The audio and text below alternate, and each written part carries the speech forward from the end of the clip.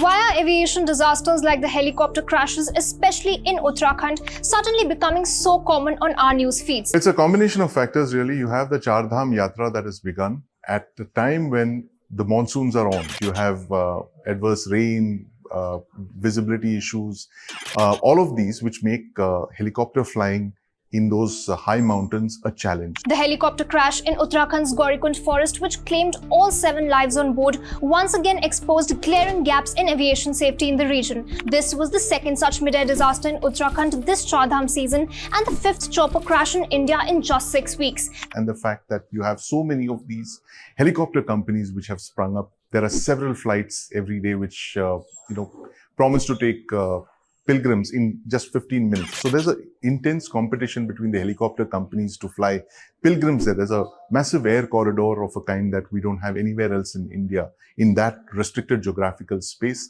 This latest crash near Kedarnath comes just days after another recent scare when a helicopter heading to the same shrine on June 7 was forced to make an emergency landing on a highway. The chopper came dangerously close to nearby buildings and its tail rotor fell onto a parked car. The reason? A technical error. That comes from not following SOPs, standard operating procedures. It's extremely challenging to fly in the Himalayan altitudes in the kind of adverse weather conditions that of these months, June, July, August and September. While the chances of technical errors contributing to helicopter crashes are significant, particularly in high-frequency operations like the pilgrimage routes or high-altitude flights, the bigger question still remains. How many times is too many? Within just 10 days in May 2025, 3 helicopter incidents rocked Uttarakhand's Char Dham route. May 8th, a deadly crash near Gangotri Shrine in Uttarkashi, killing 6 pilgrims. May 12th and May 17th, emergency landings in Ukimat and Rudraprayag due to poor visibility and mid-air damage. Here in Uttarakhand, there's